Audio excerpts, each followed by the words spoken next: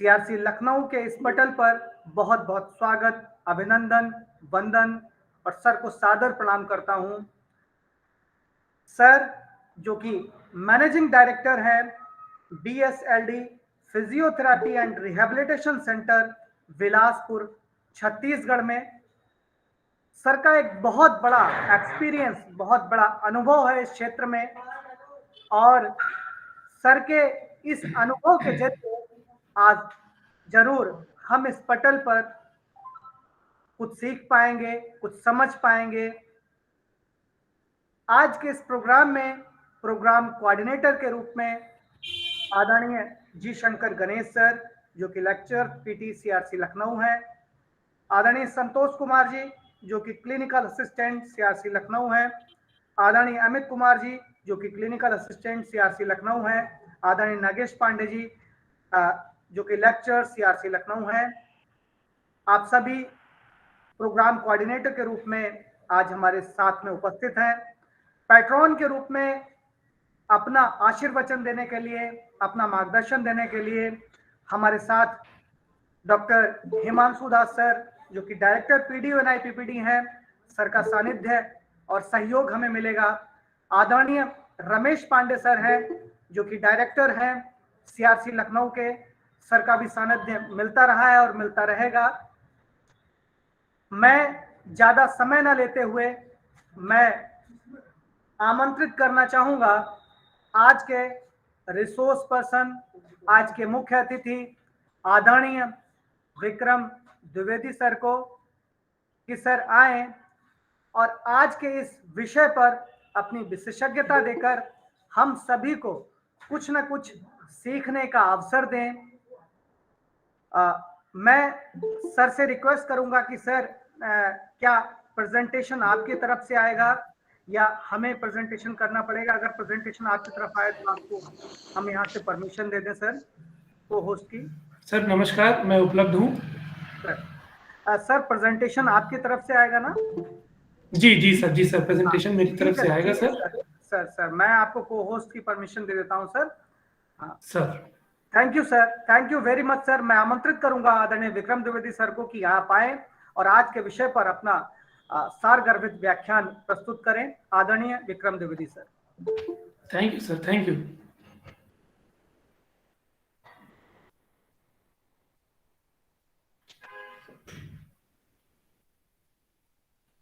आप सभी को मेरा नमस्कार। क्या मेरी आवाज सबके पास क्लियर है? जी सर, आपकी आवाज क्लियर आ रही है। धन्यवाद सर। जितने लोगों ने भी अभी इस मीटिंग को ज्वाइन कर लिया, सबका हार्दिक स्वागत है। ये बहुत अच्छा अवसर है जब हम एक बहुत अच्छी विषय पे चर्चा करने जा रहे हैं आज। कोविड-19 के बाद पुनर्वास प्रक्रिया में एक्सरसाइज का तरीका क्या होना चाहिए, क्या नियम होने चाहिए, उस पर चर्चा करेंगे छोटे से लेक्चर के द्वारा। ये पूर्णतः एक एविडेंस बेस्ड लेक्चर होगा।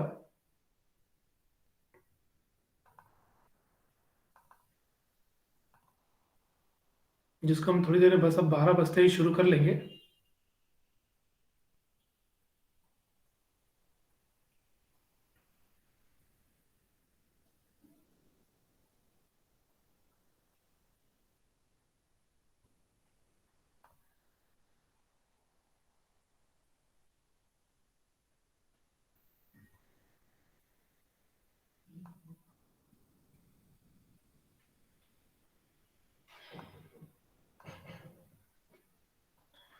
जितने भी ज्वाइन करते जा रहे हैं, क्या सबको मेरी आवाज स्पष्ट है? यस सर, आपकी आवाज स्पष्ट आ रही है सर। धन्यवाद सर, धन्यवाद।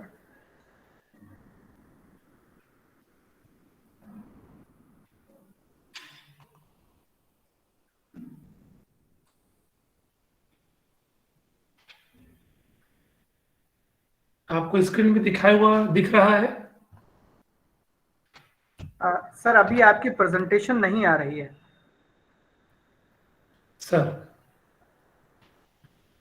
मैं प्रयास कर रहा हूं इसे लाने के लिए।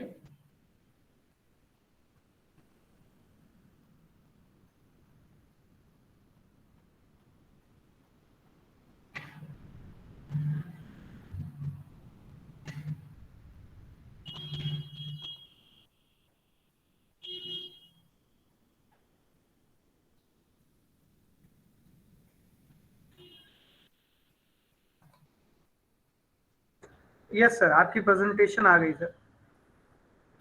आ गई सर? Sir yes sir. जी जी जी, अनुमति हो तो क्या हम धीमे धीमे शुरू करें अपनी कार्रवाई आगे? बिल्कुल सर, बिल्कुल सर।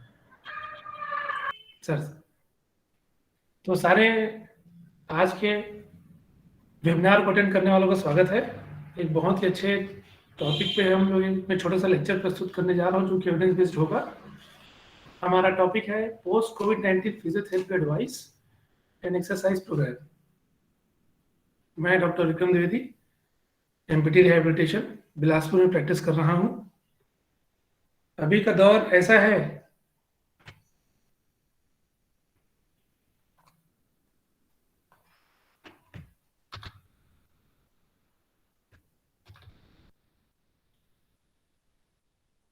कि हम लोग अभी भी कोविड से उबर नहीं पाए हैं।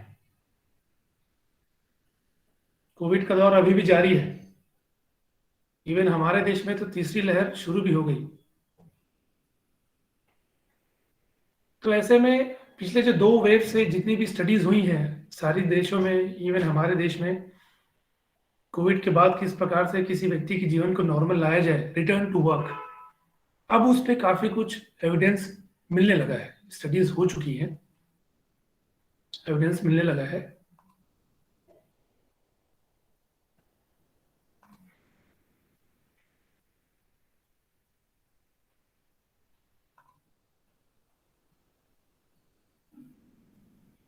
अभी आपको प्रेजेंटेशन में मेरी स्क्रीन दिखाई दे रही है या पावर पॉइंट दिखाई दे रहा है, कोई बताएंगे? सर आपकी स्क्रीन आ रही है, इससे पहले आपकी प्रेजेंटेशन, हाँ प्रेजेंटेशन आ गई सर आपकी। सर जी, तो सबसे पहले हम इस कोविड-19 के बारे में आगे बढ़ने से एक छोटा सा इंट्रोडक्शन देखें कि WHO ने अब इसे बहुत बड़ा डिसास्टर घोषित कर दिया है, जिसका तीसरा और चौथा वेव कई देशों में ऑलरेडी आ चुका है। अब हम अपने वर्तमान देश में तीसरे वेव को झेलना शुरू कर रहे हैं। हमारे छत्तीसगढ़ में तो थर्ड वेव स्टार्ट हो गई है, इवन बिहार में भी शुरू हो गई, मैंने सुना है।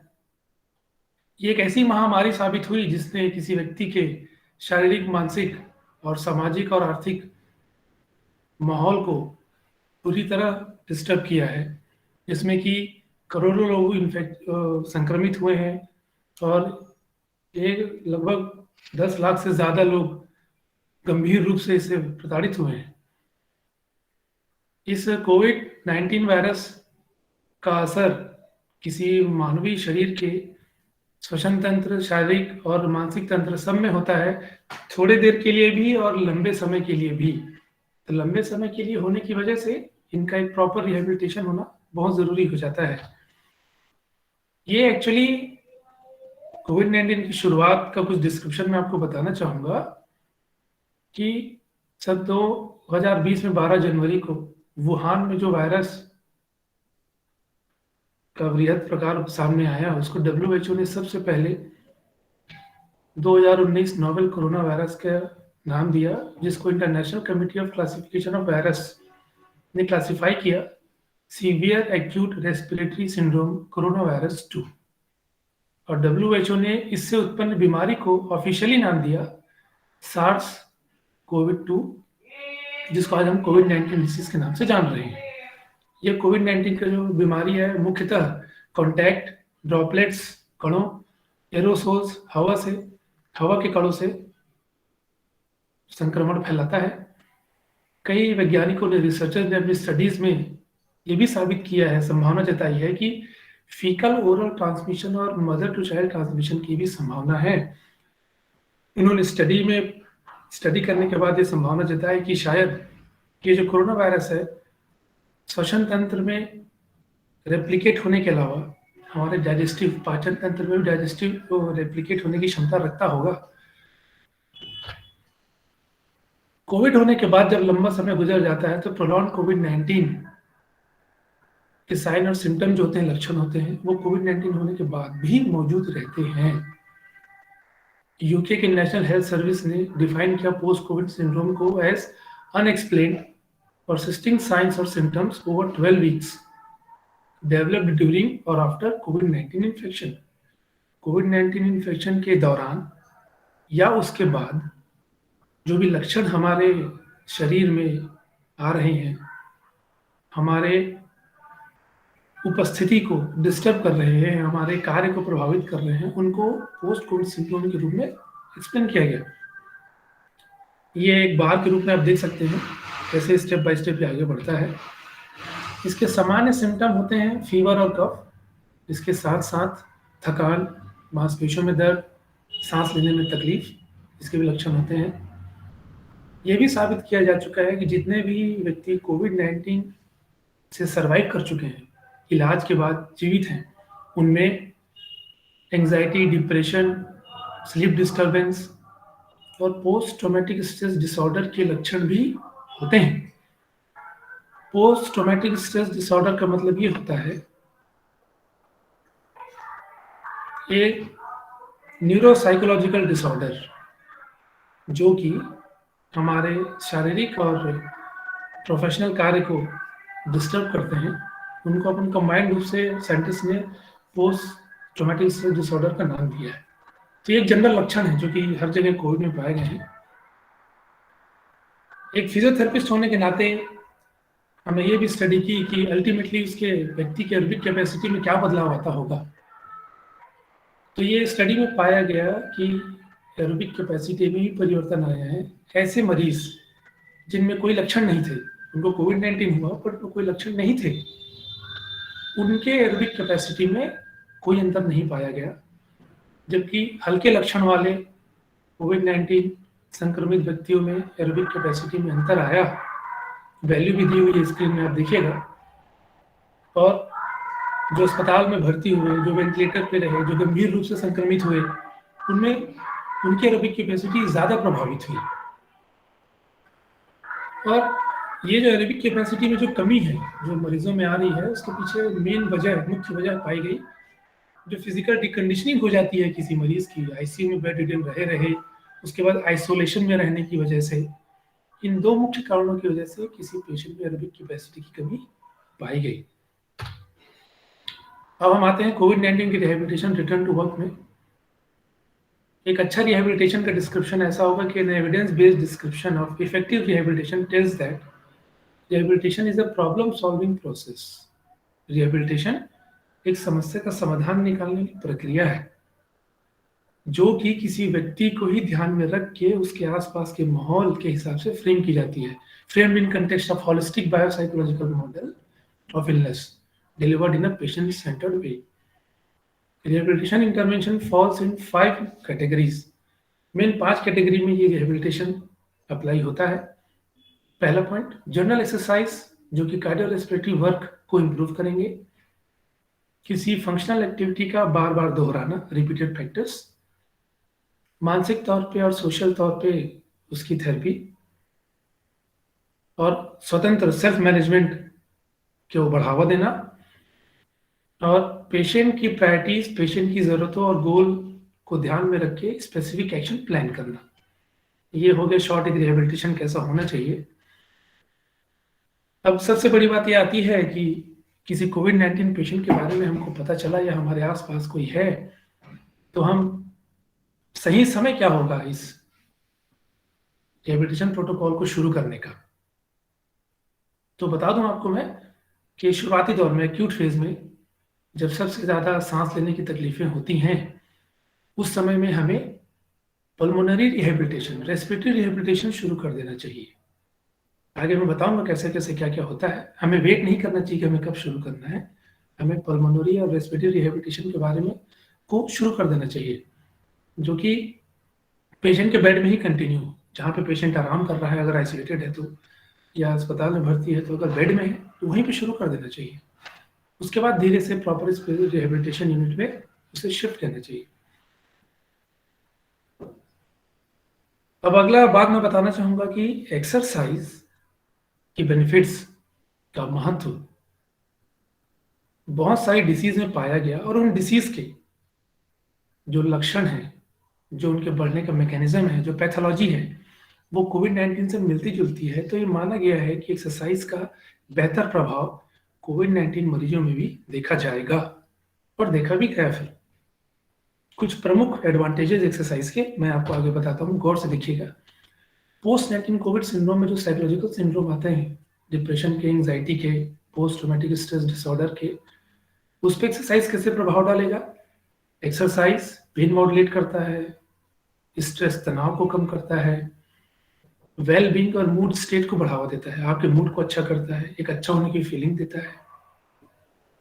जो अगला पोस्ट कोविड सिंड्रोम कैटेगरी है न्यूरोलॉजिकल का, जिसमें कॉग्निटिव इम्पेयरमेंट है, सिर दर्द है, सूंघने की, स्वाद की क्षमता डिस्टर्ब हो जाती है, नींद डिस्टर्ब हो जाती है, हाथ पैर की नसों में तकलीफें होती है, चक्कर आता है, एक अजीब सा लगने लगता है, उलझन जैसी महसूस होती है। तो उस पर एक्सरसाइज का क्या अच्छा प्रभाव पड़ता है? एक्सरसाइज जो है वो ब्रेन की प्लास्टिसिटी को स्टिमुलेट करता है, अडेप्टिबिलिटी को, लर्निंग कैपेबिलिटी को। एक्सरसाइज हमारी ब्रेन की समझने की क्षमता को इम्प्रूव करता है, हमारे अलर्टनेस को बढ़ाता है, एलोस्टैटिक वर्कलोड को कम करता है। मतलब जो ब्रेन का कंपनसेटरी बिहेवियर है, कोई प्रॉपर चीज को ब्रेन अडेप्ट नहीं कर पा रहा है, उसको कंपनसेशन के रूप में जो वो अडेप्ट कर रहा है, उस कंपनसेशन को वो कम करता है और नॉर्मल मैकेनिज्म को ही बढ़ावा देने में हेल्प करता है। एलोस्टैटिक वर्कलोड कम होने का महत्व ये है, आपकी स्लीप क्वालिटी को बढ़ाता है। अगली कैटेगरी में जैसे अपन आते हैं कार्डियोवास्कुलर। कार्डियोवास्कुलर में चेस्ट की tightness, palpitation, orthostatic hypotension, syncope, dysautonomia. तो इसके लिए एक्सरसाइज का प्रभाव डायरेक्ट क्या आता है कि माइटोकॉन्ड्रियल बायोजेनेसिस को बढ़ावा देगा, increases vascular, increases cardiovascular function, रक्त संचार को बढ़ाएगा, हार्ट के रक्त संचार को बढ़ाएगा, डिक्रीजेस ब्लड प्रेशर, डिसऑटोनोमिया को कम करेगा, स्वतंत्र ही जो हार्ट की गड़बड़ियाँ होंगी उसको चेंज होने में कंट्रोल लाएगा वो। रेस्पिरेटरी सिस्टम में जो मेन लक्षण आते हैं पोस्ट कोविड 19 सिंड्रोम में, डिस्पनिया के, चेस्ट पेन के, कफ के, उसमें एक्सरसाइज का प्रभाव ऐसे पड़ता है कि एक्सरसाइज डिस्पनिया कम करने में मदद करता है, एक्सरसाइज ऑक्सीजन अपटेक होने में बढ़ावा देता है, एक्सरसाइज हमारी पल्मोनरी फंक्शन को बेहतर बनाता है और ऑक्सीडेटिव स्ट्रेस को बढ़ाता है। हमारे मस्कुलोस्केलेटल सिस्टम में जो सिम्टम आते हैं थकान के, फटीग, वीकनेस, ऑस्टियोआर्टिकुलर पेन, जोड़ों में दर्द, मस्कुलर पेन, तो एक्सरसाइज का प्रभाव increases muscle mass, increases strength, increases intermuscular coordination, increases tolerance to exercise, इस माध्यम से उसमें प्रभाव मिलता है हमको। पेट का दर्द हो गया, उल्टी आने की प्रक्रिया, नोजिया हो गई, डायरिया हो गई, एनोरेक्सिया हो गया, तो इसमें हमारी इम्यूनिटी में जो बूस्टअप मिलता है एक्सरसाइज से, जो एक्सरसाइज करता है, increases immune function, increases anti inflammatory cytokines, decreases pro inflammatory cytokines, decreases immunosenescence, इस माध्यम से हमारे अदर सिम्टम्स में भी हमें आराम मिलता है। अब आते हैं कि सीधे इंटरवेंशन पे, कि जो एसिम्टोमेटिक पेशेंट्स होंगे उन पे हमारा रिहेबिलिटेशन क्या प्रोटोकॉल चलेगा। तो आपको बता दूं कि जो सारे पेशेंट्स जो कि कोविड-19 से ग्रसित हैं, संक्रमित हैं और उनमें सिम्टम नहीं है, वो अपने ब्रीदिंग एक्सरसाइजेस को और एक्टिव लिम्ब मूवमेंट्स को जारी रखें और अपने SpO2 को बराबर मेजर करते रहें। जब लगता है कि 94% से अधिक है उनका SpO2, तो वो अपनी एक्सरसाइजेस 18 से 60 मिनट की अपनी एरोबिक कैपेसिटी के 60 to 85% से धीरे धीरे बढ़ाते हुए आगे स्टार्ट कर सकते हैं। उन्हें घबराना नहीं है, एक सकारात्मक नजरिया बना के रखना है, दोबारा से इन्फेक्शन ना हो उसके लिए बचाव प्रक्रिया में रहना है। तो बिना घबराए एक सकारात्मक प्रक्रिया से और अपनी इन्फेक्शन दोबारा होने से बचने से वो अपनी एक्सरसाइजेस को जारी रखें और सेचुरेशन को मॉनिटर करते रहें, और सेचुरेशन 94-95% से ऊपर रहने पे वो अपनी एक्सरसाइज इंटेंसिटी को बढ़ा भी सकते हैं। ये था एसिम्टोमेटिक पेशेंट्स के बारे में। पेशेंट्स जिनके माइल्ड सिम्टम होते हैं उनके लिए, तो जब उनका सिम्टोमेटिक ट्रीटमेंट चलता है, मेडिकल ट्रीटमेंट, सिम्टोमेटिक ट्रीटमेंट चलता है, वो आइसोलेशन में होते हैं, उस समय उनको अपने सांसों की तकलीफ से बचने के लिए, अपने ब्रेथलेसनेस, सांस कम पड़ना, उससे बचने के लिए विभिन्न विभिन्न साइंटिफिक पोजीशंस को इख्तियार करना चाहिए, सीख जाना चाहिए। जैसे कि हाई साइड लाइन हो गया, forward lean sitting with table in front हो गया, फॉरवर्ड लीन सिटिंग विद कोई टेबल ना रहे। मैं बताऊंगा इन पोजीशन को कैसे अडेप्ट करते हैं। देखिए, सबसे पहला हो गया रिलैक्स सिटिंग। आप एकदम पीठ के बल टिक कर अपने थाई को सपोर्ट देके आराम से बैठे, फॉरवर्ड झुक जाए, सामने झुक के अपने दोनों हाथों को थाई में रखें, अपने थोरैक्स को, अपर बॉडी के अपर पार्ट को झुका के रखें। चाहे तो अपने चेयर के सामने टेबल रखें, टेबल में हाथ टिका के सामने झुक के रिलैक्स हो जाएं। जब खड़े रहें तो किसी दीवार पे टिक जाएं, पीठ टिका लें और अपने को रिलैक्स कर लें। हाई साइड लाइन में जाएं, मतलब करवट लेके अपने ऊपरी भाग को तकिए के सपोर्ट से उठा लें। Prone lying with pillow below the waist, उल्टा लेटना है, तकिया पिलो के नीचे रखिए, सिर के नीचे रखिए, गर्दन को एक तरफ मोड़ कर लेट जाएं। ये ऐसी पोजीशंस हैं जो कि जब सांस लेने में तकलीफ जाती है तो उनसे ये आराम देते हैं।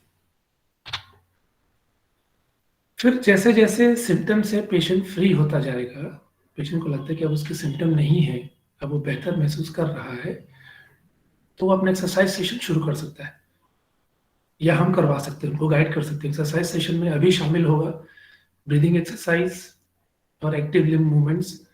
20 से 40 मिनट प्रतिदिन करें, हफ्ते में 4 दिन, और 4 दिन के बाद धीरे धीरे बढ़ाते जाएं। शुरुआती 4 हफ्ते तक SpO2 को रेगुलर मॉनिटर करना बहुत ज़रूरी है। ये हम उन पेशेंट्स के बारे में चर्चा कर रहे हैं जिनके माइल्ड सिम्टम थे।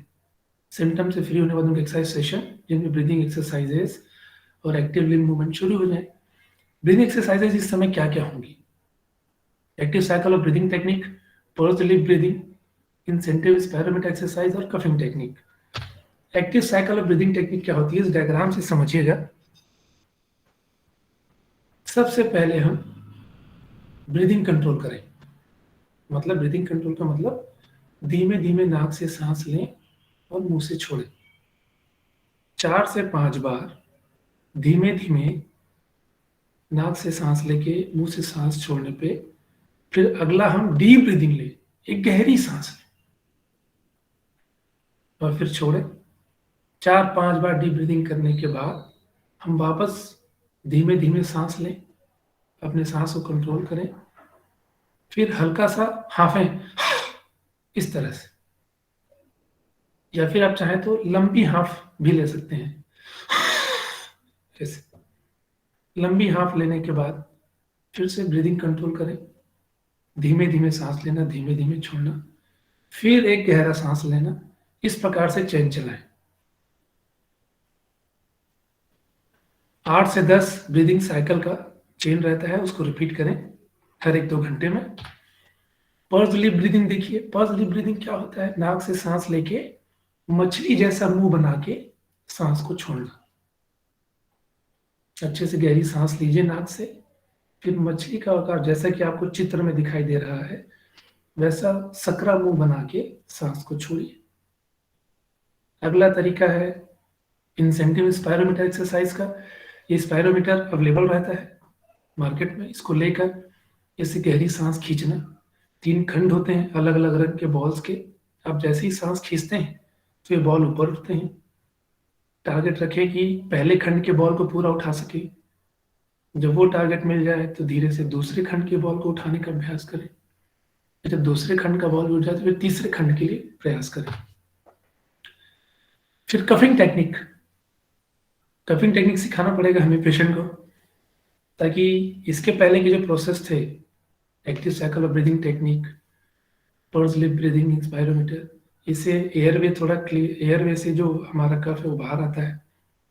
फिर कफ को बाहर निकालने के लिए, स्पूटम को बाहर निकालने के लिए कफिंग टेक्निक सिखानी पड़ेगी कि गहरी सांस ले, अपने ग्लॉटिस गर्दन के पास को थोड़ा बंद करें, पेट को जोर से दबाते हुए, कंठ खोलते हुए जोर से एक्सपेल कर दें, ऐसे। ठीक है,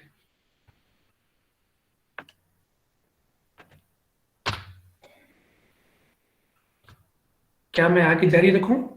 मेरे भाषा की रफ्तार और बोलने का तरीका सबको स्पष्ट है अभी? यस सर, क्लियर है सर। जी, क्या मैं इसी तरीके से आगे धीरे-धीरे बढ़ता रहूं? कंफर्टेबल हैं आप सभी? जी बिल्कुल सर, बिल्कुल। Sir thank you. Thank you so much. Breathing exercise और एक्टिव लिम्ब मूवमेंट्स का सेशन रहता है जैसे, तो एक्टिव लिम्ब मूवमेंट्स में ये सब हमारे जो मूवमेंट्स हैं, seated shoulder lifts, seated shoulder retraction with arm abducted, seated knee extension, seated hip flexion, sit to stand, seated triceps by dips, bridging, sideways leg lift, straight leg raise, standing leg exercise in all direction। मैं इसको इसके बारे में आपको हल्की चर्चा करता हूँ।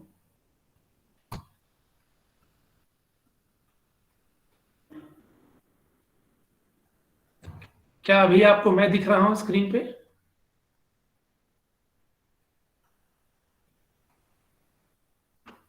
सर अभी तो आप स्क्रीन नहीं आ रहे हैं सर, आप स्क्रीन पे प्रेजेंटेशन नहीं आ रहा सर, आप तो आ रहे हैं, प्रेजेंटेशन नहीं आ रहा। मैं आ रहा हूँ। हाँ जी सर, क्या मैं आप। आप लोग को विजिबल हूँ? हाँ जी sir sir. Stop stop stop presenting पे क्लिक कर दीजिए सर, आपकी स्क्रीन। वो मैंने क्लिक कर दिया, स्टॉप प्रेजेंट। हाँ सर, अब आ गया जी, सर, अब आ गया। अभी मैं आप लोग को विजिबल हूँ? जी जी, सभी लोगों को। हाँ, तो मैं बता रहा था एक्टिव मूवमेंट्स जो होते हैं, जिसमें कि है सीटेड शोल्डर लिफ्ट, तो उसको आप इस तरह से परफॉर्म करवा सकते हैं, ऐसे धीमे धीमे, सांस लेते हुए ऊपर, सांस लेते हुए नीचे। फिर है सीटेड शोल्डर श्रग्स, ये ऐसे सांस लेते हुए पीछे, फिर सामने, पीछे, फिर सामने, धीमे धीमे 8 से 10 मूवमेंट। सीटेड नी एक्सटेंशन मैं आपको बताता हूं इसको हम कैसे कर सकते हैं।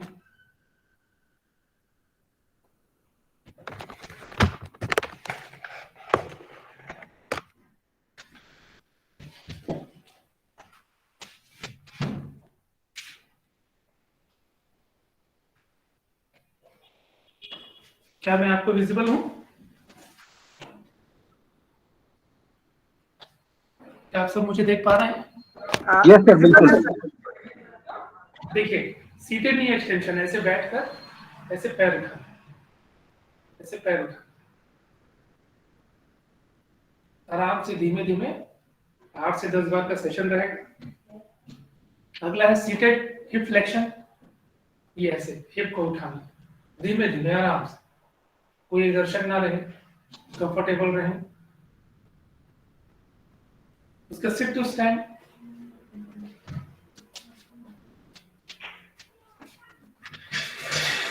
एक ऐसी चेयर पे बैठ के फिर खड़े होना, धीमे से बैठना, फिर खड़े होना, धीमे से बैठना, फिर खड़े होना। ठीक। अगला है सीटेड ट्राइसेप्स डिप्स, ये सीटेड ट्राइसेप्स डिप्स। अगर चेयर का हैंडल है तो हैंडल पकड़ के ऐसे उठना। ओके। उसके बाद ब्रीचिंग करनी होती है हमें, ब्रीचिंग आप सबको पता है। अगर अटेंड करने वालों में से किसी को ब्रीजिंग का आइडिया नहीं हो तो बताएं, मैं डेमो करके बताऊंगा। ब्रीजिंग बहुत कॉमन एक्सरसाइज है हमारी field. Sideways leg lift, side में पैर उठाना, साइड एसएलआर भी बोलते हैं उसको, साइड लेग लिफ्ट करना है। हेलो, आवाज नहीं आ रही सर, आवाज नहीं आ रही। हमारी आवाज नहीं आ रही? सर आपकी आवाज क्लियर है सर। आवाज आ रही है सर, यस यस यस, आवाज आ रही है, दिखाई भी दे रहा है सर। यस यस, आप लोग अपना माइक ऑफ करें, जरूरत पड़े तभी ऑन करें, तो आवाज गूंजेगी नहीं। ये साइड लेग एक्सटेंशन,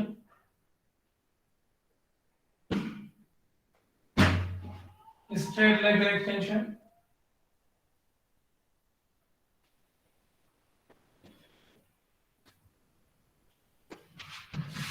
और फिर खड़े होकर पैर को सामने लाना, पीछे ले जाना, पैर को मोड़ना, सीधा करना, साइड में पैर को साइड ले जाना, पीछे लाना, साइड लाना, ऐसे लाना, ये सारी एक्सरसाइजेज हैं।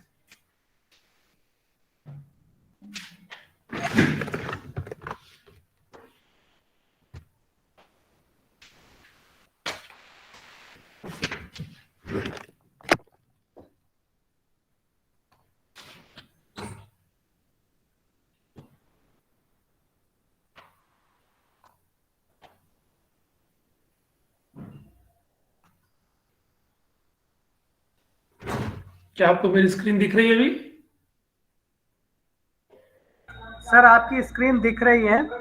Yes sir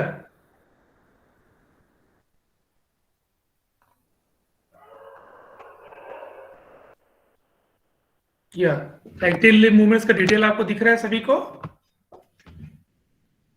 yes sir. Yes. तो जो मैंने एक्सरसाइज का डिस्क्रिप्शन दिया, ये उनकी लिस्ट है, एक आइडिया कि सेफ साइड में हम इनको शुरू कर सकते हैं। सबके 8 से 10 मूवमेंट, 2 से 3 रिपीटिशन। आगे बढ़ते हैं। सर आपकी कोई प्रेजेंटेशन नहीं आ रही है हम तक। ओके, आपको मेरी स्क्रीन में क्या दिख रहा है अभी? आपकी फोटो आ रही है सर, आपकी वीडियो आ रही है, बट आपकी प्रेजेंटेशन नहीं आ रही है। जी जी जी जी, थैंक यू। मैं इसको भी करेक्ट कर लेता हूँ।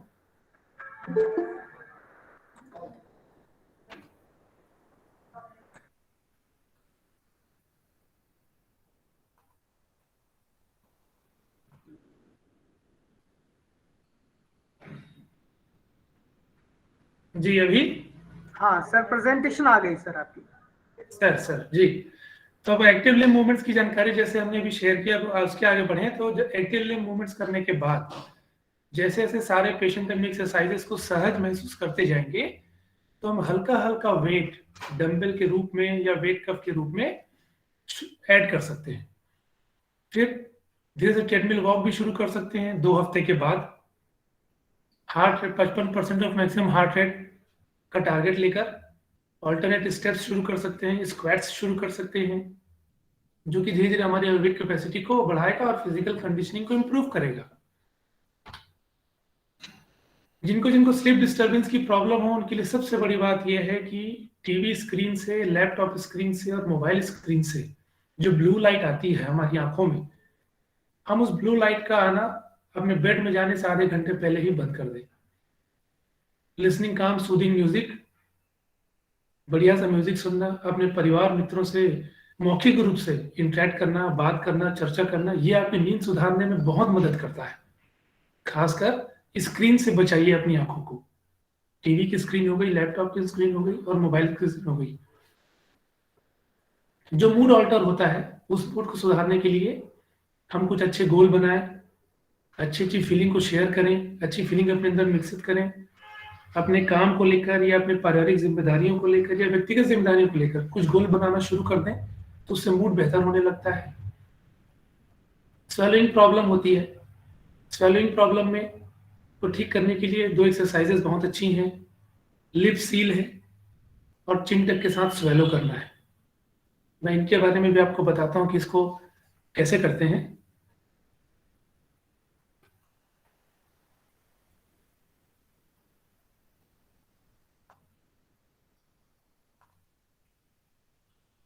अभी मैं आपको विजिबल हूँ? Yes sir. मैं आपको लिप सील के बारे में बताता हूँ। लिप सील कैसे करते हैं? अपने दोनों लिप्स को जोर से दबाना,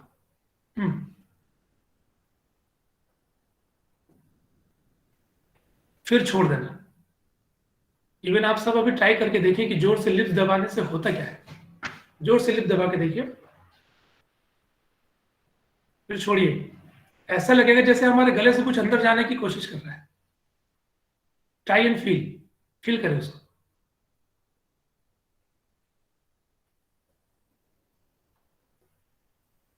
ऐसा लिप सील और चिन टक विद स्वेलोइंग, तो ऐसे चिन टक कर लेना, फिर गटकने की कोशिश करना। साइड से देखिए, चिन टक करना, फिर गटकने की कोशिश करना। दिस इज चिन टक विद स्वेलोइंग। जिनको गटकने में प्रॉब्लम जाती है, उनके लिए ये 2 एक्सरसाइजेस बहुत हेल्पफुल साबित हुई है।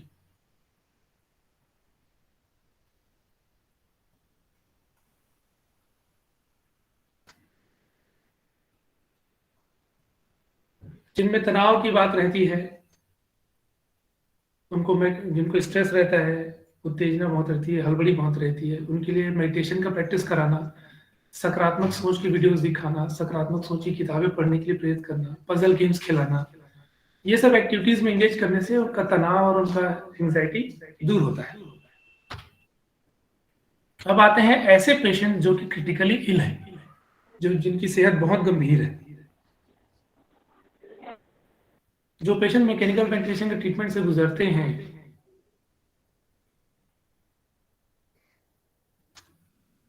उनकी फिजियोथेरेपी इंटरवेंशन, रिहैबिलिटेशन इंटरवेंशन हमको तभी शुरू करना है जब उनके बॉडी के सारा स्टेबल स्टेट अचीव रहेगा और पेशेंट कॉन्शियस रहेगा। जब पेशेंट कॉन्शियस है, उसके वाइटल स्टेबल हैं, बॉडी का सिस्टम स्टेबल है, तभी हम अपनी इंटरवेंशन शुरू करेंगे। ऐसा रिकमेंडेड है सारे रिसर्चर्स के द्वारा। बेड रिडन लिम्ब मूवमेंट्स और डीप ब्रीदिंग एक्सरसाइज 8 से 10 मिनट की दिन में 2 से 4 बार। एक ऐसा पेशेंट जो क्रिटिकली इल है, जिसकी कंडीशन अभी स्टेबल है थोड़ी, उसको डीप ब्रीदिंग एक्सरसाइज और लिम्ब मूवमेंट्स मतलब बेड में ही 8 से 10 मिनट का दिन में 2 से 4 बार कराना है। इससे उनकी आगे चल के फिजिकल डिकंडीशनिंग जो होती है ना, वो बच जाती है। बॉडी फ्लेक्सिबिलिटी एक्सरसाइजेज इंक्लूडेड है उनके बेड साइड मूवमेंट के लिए। वो बेड साइड मूवमेंट्स कौन कौन से हैं? अपने बैक में रिलैक्स होकर रहना, अपनी मुट्ठी बांध लेना जब तक कि पूरा कड़ा ना लगे, फिर छोड़ देना। आप अपने बैक पे रिलैक्स होकर बैठें, मुट्ठियों को बांध लें, जोर से कड़ा करें, फिर छोड़ दें। ऐसा 5 बार रिपीट करें। अपने हाथ को अपने पेट पर रखें बैठे हुए, नाक से गहरी सांस खींचें और फिर सांस को बाहर छोड़ दें। फिर अपने हाथों से अपने चेस्ट को टच करें, शोल्डर को टच करें, गालों को टच करें, कान को टच करें और पूरे हाथ को सिर के ऊपर उठा दें। कुछ सेकंड रुकें, फिर वापस आ जाएं। ऐसा रिपीट करें।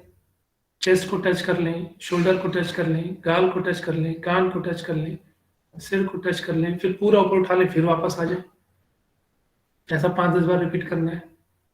लेट कर पैर को सीधा कर लीजिए, जितना उठाते बनता है उठाएं, बाकी सहारा ले लें अगले 5-10 डिग्री उठाने के लिए, मतलब सीधे लेट के पैर उठाना, पीछे करना। सीधे लेटें, घुटनों को मोड़ लें, फिर ब्रीजिंग का प्रैक्टिस करें। उसके बाद बैठकर अपने हाथ से कंधे से लेके अपने चेस्ट के साइड में, अपने पेट के साइड में, कमर के साइड में, थाई, घुटने और एड़ी, एक सीक्वेंस में सबको टैप करते जाएं, मतलब थप थप थप थप थप थप टैप करते जाएं। कंधा, चेस्ट, पेट, कमर, अपनी थाई, अपना घुटना, ये पेशेंट को ही खुद से करना है। ये bed side body flexibility movements है।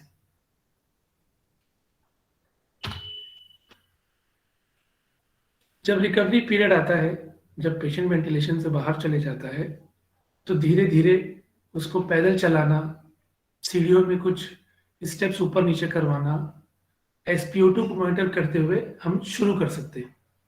कब? ड्यूरिंग रिकवरी पीरियड, जब वेंटिलेशन से पेशेंट बाहर आ जाता है। तो पैदल चलना, सीढ़ी में कुछ कदम चलना, ऊपर चढ़ना, नीचे उतरना, हल्के हल्के एरोबिक मूवमेंट जिनका जिक्र हमने अभी किया, माइल्ड पेशेंट्स, सिम्टम वाले पेशेंट्स के उसमें उनके कुछ मूवमेंट शुरू कर सकते हैं। और जैसे जब पेशेंट डिस्चार्ज हो जाए हॉस्पिटल से, उसके बाद जो भी एक्सरसाइज प्रोटोकॉल हमने अभी देखा जिनको माइल्ड सिम्टम वाले पेशेंट्स के लिए, वो धीरे धीरे हम सब उनको भी शुरू कर सकते हैं जब क्रिटिकली इल गंभीर पेशेंट हॉस्पिटल से डिस्चार्ज हो जाए। उसके बाद नियमित व्यायाम, रेगुलर एक्सरसाइज, एक्टिव लाइफस्टाइल, एक सक्रिय दिनचर्या, सकारात्मक नजरिया आपको कोविड-19 से पूर्णतः रिकवर कर देता है और आपको आपके काम में वापस आने में अच्छे से सक्षम बना देता है।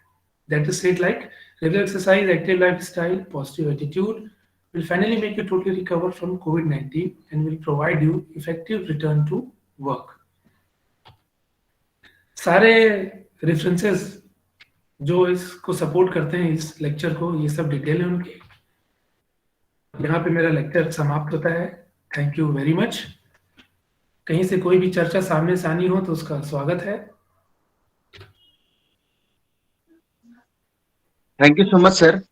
आप सभी पार्टिसिपेंट से रिक्वेस्ट है कि अगर किसी का कोई क्वेश्चन है तो सर से पूछ सकते हैं।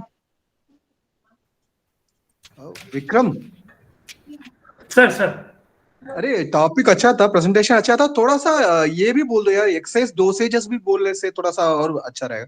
Frequency, intensity and duration during different phases of recovery. Sir during presentation sir मैंने मेंशन किया है अच्छा कि रिपीटिशन कैसा हो और वीकली करना है, डेज में कितनी बार करना है, ये सब मैंने मेंशन किया है सर। अच्छा तो फाइन, ठीक है सर मैंने पूरा फ्रीक्वेंसी और डोसेज एक्सप्लेन किया है डोसेजेस स्टेज। बताओ। ओके फाइन सर, शायद मैंने ध्यान नहीं दिया होगा। Sir thank you sir. Vikram sir, आपका बहुत बहुत धन्यवाद। आपने अपने इतने थोड़े समय में विस्तारित रूप से हमें सब्जेक्ट के बारे में, विषय के बारे में बताया। अब मैं चाहूंगा कि हमारे पार्टिसिपेंट में अगर किसी का प्रश्न है तो प्लीज अपना माइक अनम्यूट करें और अपना प्रश्न हमारे विशेषज्ञ के समक्ष रखें। सर एक जी, कोई क्वेश्चन था। मिस नीलम धमीजा मैडम है, कुछ पूछना चाह रही हैं, पूछें। हाँ जी सर, वो जो लास्ट पेज था वो पढ़ नहीं पाए हम लोग, थोड़ा फास्ट आपने वाइंड अप कर दिया था, प्लीज उसको जरा दिखाना। Yes, I want to see that again. Critically ill patients वाला लास्ट पेज। हाँ जी, यस आप देखना चाहती हैं? हाँ जी जी, रुकिए दिखाते हैं।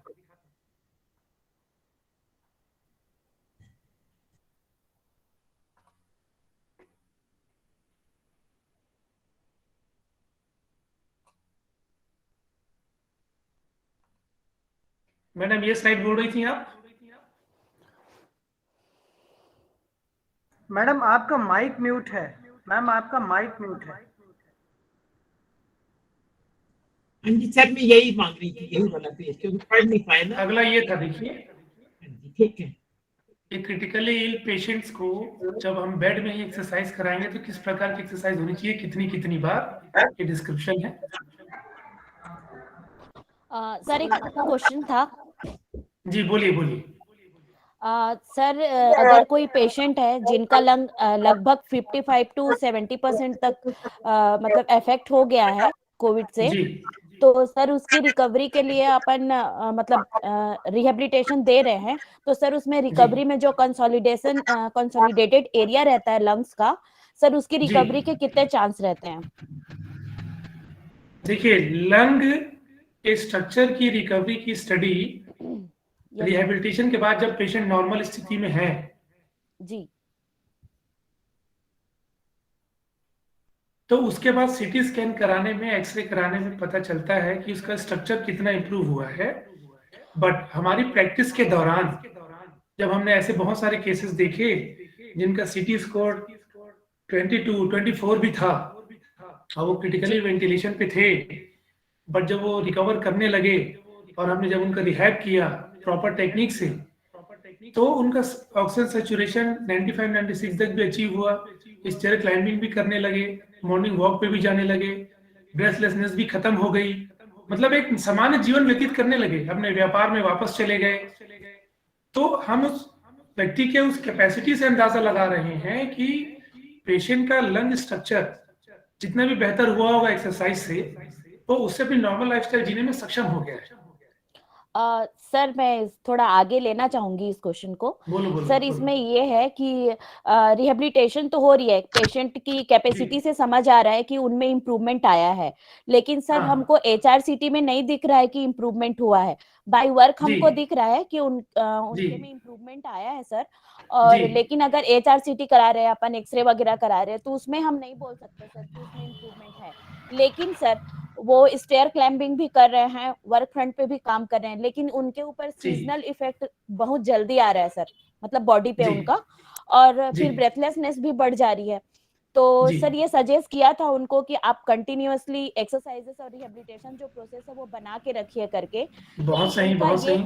जी सर, उसमें उनका ये क्वेश्चन आता है हमको कि ये सारी चीजें जो जिस फ्रीक्वेंसी से चल रही हैं, क्या हमको लाइफ टाइम करना पड़ेगा या हमको HRCT में कुछ इम्प्रूवमेंट देखने को मिलेगा? तो सर इसका क्या आंसर अपन दे जी सकते मैडम, हैं? मैडम बहुत अच्छा आपने टॉपिक उठाया है। और ये कि लगभग सारे फिजियोथेरेपिस्ट जो प्रैक्टिस कर रहे होंगे इसको, सबके मन में क्वेश्चन होगा, क्योंकि पेशेंट बोलता है कि भाई हमारी चेस्ट सिटी में तो कुछ इंप्रूवमेंट नहीं दिख रहा है, ये कैसे इंप्रूव होगा? तो देखिए, मैंने इसके लिए भी स्टडी में बहुत सारे आर्टिकल्स फाइंड करने की कोशिश की है कि कैसे हम रिलेट करें उस इंप्रूव्ड फिजिकल फंक्शन को चेस्ट की सिटी से, बट वो ऑनगोइंग प्रोसेस है मैडम। जैसे ही मुझे इसके बारे में कोई स्ट्रॉन्ग एविडेंस मिलता है कि जब किसी पेशेंट का एरोबिक कैपेसिटी बढ़ गया, उसकी वर्क कैपेबिलिटी बढ़ गई, तो उसका HRCT कराने पे भी कुछ चेंज आया या नहीं आया, और अगर चेंज नहीं आया तो वो हार्ट कैसे अपने आप को अकोमोडेट करके या अडेप्ट करके वो फंक्शन डिलीवर कर रहा है, ये भी जब प्रूफ हो जाएगा, कोई लिटरेचर इसको साबित करेगा, तो फिर मैं आप लोग को डिटेल इस बारे में फिर से बताऊंगा। बट आपको ये बताना चाहता हूं कि वो सारे पेशेंट्स जो कि पहले कभी क्रिटिकली इल थे और आज नॉर्मल फंक्शन कर रहे हैं, नॉर्मल एक्सरसाइज कर रहे हैं, उनको वो एक्सरसाइज प्रोटोकॉल अपने हार्ट और लंग फंक्शन को मेंटेन करने के लिए through out life at least 5 days a week maintain करके रखना ही पड़ेगा। Okay sir. और जो क्योंकि जिस एक्सरसाइज प्रोटोकॉल ने उस लंग को और हार्ट को इस लायक बनाया कि वो एक पेशेंट को नॉर्मल लाइफ स्टाइल में हेल्प कर सके, उठने बैठने, चलने, साइकिल चलाने, सीढ़ी चढ़ने में, उसको मेंटेन करने के लिए एक लेवल ऑफ एक्टिविटी, एक लेवल ऑफ वर्कआउट पेशेंट को हर दिन मेंटेन करना ही है। Okay sir. और जब कोई सीजनल वेरिएशन आता है, ठंड आती है या कोई एलर्जिक है, तो सिम्टोमेटिक मैनेजमेंट पहले से ही शुरू कर दे। जब उसको पता है कि मैं प्रोन हूँ सीजनल एलर्जी से या किसी पॉल्यूशन एलर्जी से या क्लाइमेटिक चेंज से, तो जब ऑलरेडी वो क्रिटिकली इल फेज से कोई पेशेंट बाहर आया है, तो एक एहतियात बरतना वो तो लाजमी सी बात है। Yes sir. कि वो मेडिकली वे में एहतियात बरते और अपने एक्सरसाइज प्रोटोकॉल को कंटिन्यू रखें। हाँ, मैं आप लोग को एडमिट करता हूँ, प्रॉमिस करता हूँ कि जब इस बारे में कोई सॉलिड एविडेंस मिलता है जो ये साबित करेगा कि पेशेंट कैसे उस एक्टिविटी को मेंटेन कर रहा है, उसका lung capacity, lung structure improve हुआ या उसी लंग स्ट्रक्चर में, डैमेज लंग स्ट्रक्चर में हमारा एक्टिविटी इंप्रूव हो गया, अकोमोडेट हो गए हम, तो इसके बारे में आपको जरूर इन्फॉर्म करूंगा। सर थोड़ा सा टाइम आपका और लेना चाहूंगी बोलिए, सर। इसमें सर कई बार क्या होता है कि पेशेंट डिप्रेशन में चले जाते हैं अपना HRCT देख के, ठीक है, कि हम इतना लाइफस्टाइल बना के रखे हैं, हम इतना एक्सरसाइजेस वगैरह कर रहे हैं, लेकिन हमारे HRCT में कोई इम्प्रूवमेंट नहीं है। और जहां तक एलोपैथी में वो जाते हैं, एलोपैथी की तरफ, तो वहां पे कई डॉक्टर्स उनको सजेस्ट करते हैं कि आप लंग ट्रांसप्लांट पे जाइए, आप ये करिए, आप वो करिए, ये सारी चीजें सर। तो ये काफी डिप्रेसिव होता है पेशेंट के लिए। तो बहुत अच्छा लगा सर आपसे ये समझ के मेरे को, और ताकि मैं पेशेंट मैम इस डिप्रेशन को ना आप अपनी काउंसलिंग से ही दूर कर सकती हैं। Yes sir. तो क्योंकि आपके पास वो नॉलेज बेस है, आप उस रियलिटी को जानती हैं, आप मेडिकल फील्ड से हैं, पेशेंट जो है घरेलू इन्वायरमेंट में है, आस पड़ोस की संगत में है, तो उस बात को सुन के डिप्रेस होता होगा। आप उसको ये बात भी बता सकती है कि एक पेशेंट जिसका HRCT पूरा नॉर्मल रहता है, वो भी बहुत खास रहा है, बहुत परेशान है। तो इसका मतलब ये तो नहीं है कि जो आपका फिजिकल सिम्टम सामने आ रहा है वो पूरा का पूरा वैसे ही रेप्लिकेट हो आपकी HRCT से। जी सर यही सेम चीज ना ऑक्सीजन इसमें भी आता है सर। ऑक्सीजन लेवल पे जब वो जाते हैं तो काफी मतलब ऑक्सीजन ऑक्सीमीटर पे काफी कम दिखाता है, लेकिन 2-3 मशीन से वो चेक कर चुके हैं, काफी पेशेंट ऐसे बोलते हैं, और उनका जो ऑक्सीजन सैचुरेशन है वो जाता है 76-88 तक, लेकिन वो पेशेंट नॉर्मल रहते हैं उस टाइम पे। तो उससे भी वो चीज भी काफी डिप्रेशन पे लेके जाता है पेशेंट को। देखिए वो तो डिवाइस इफेक्ट हो सकता है, रियल जैसे इन पेशेंट्स का रिहैब करना है ना, प्रैक्टिस करना है, तो रिकमेंड होता है कि प्रॉपर रिहैब सेटिंग में की जाए। आजकल बहुत सारे स्मार्ट वॉचेस आ गए हैं जो कि एक्टिविटी करते करते आपका हार्ट रेट मेजर करते हैं, SpO2 मेजर करते हैं। तो पेशेंट को आप एक गाइडलाइन दीजिए ना, आप उसको बताइए कि आपका मैक्सिमम हार्ट रेट क्या होगा, उसका 55 to 60% कितना होता है मैक्सिमम हार्ट रेट का, 30 to 45% मैक्सिमम हार्ट रेट का क्या होता है। आप अपना एक्टिविटी करते करते उस चीज को देखिए कि मैं उस हार्ट रेट को अचीव कर रहा हूँ कि नहीं कर रहा हूँ। एक सामान्य पेशेंट ना कभी उस चीज को गौर ही नहीं करता है, वो चलता है, एक्सरसाइज करता है, उसको लगता है बोर लग रहा है तो एक्सरसाइज को बंद कर देता है, और आपको पता ही नहीं है, और आपको जाके बोलेगा कि मैं एक्सरसाइज किया लेकिन मुझे थकान लगने लगी। तो पहले आप उसको अपने सुपरविजन में एक्सरसाइज कराइए, उसको पूरा सिस्टम सिखाइए, और फिर कैसे खुद से मेंटेन करना उसको छोड़िए। ठीक है sir, thank you. Okay ma'am, okay sir. ऐसे में सर मैंने एक ऐसा मेरे नोन लोग हैं तो उनको वेंटिलेटर भी लग गया था, उसके बाद काफी क्रिटिकल कंडीशन थी, वो चेस्ट स्पेशलिस्ट को भी दिखाया गया। तो हर कोई यही कहता है जो आपने सारा बताया कि ये जो एक्सरसाइज है ये बहुत रोल प्ले करती है, there is no doubt about that. लेकिन दूसरी चीज जो है वो थोड़ी डिप्रेस होने देख देख के ये सब कुछ जैसे बता रही है सीमा मैम, तो ये बातें जो होती है डिप्रेस के जो है काउंसलर का ये भी ड्यूटी होती है जैसे बता रही है कि अगर आपने भी बताया है बहुत इस बात को एम्फसाइज करा है, मेंटल कंडीशन पर बहुत डिपेंड करता है काउंसलर की मेंटल कंडीशन को ठीक करे। मैं एक डॉक्टर को नहीं हूँ, लेकिन काउंसलर और कोई ट्रेनिंग नहीं ली, एक्सपीरियंस बेस्ड काउंसलर हूँ। तो उसमें देखा कि मैंने चांस की बात है कि 5-6 लोगों को डिप्रेशन में से जाने से रोका अबाउट दिस के उनको रोज उनको कोई ना कोई अच्छे मैसेज भेजते रहिए उनके ऑनलाइन भेजने से ये हुआ कि उनमें ये चीज है। And after that recovery they confessed कि हमें इस चीज ने बहुत हेल्प किया। तो आप लोग हमें एक मैसेज 2 मैसेजेस आप पॉजिटिव मैसेज भेज दीजिए, उससे हमें ये हुआ कि we have to get up, we have to be all right. And this lung का जिसका था मेरे लंग में स्लीव लगाई, उन्होंने वेंटिलेटर लगाया, उसमें कंडीशन वाकई काफी सीरियस थी, लेकिन बाद में धीरे धीरे वो this will be all right 10 days में उसको मैसेज भेज दी and she is now recovered. And very good.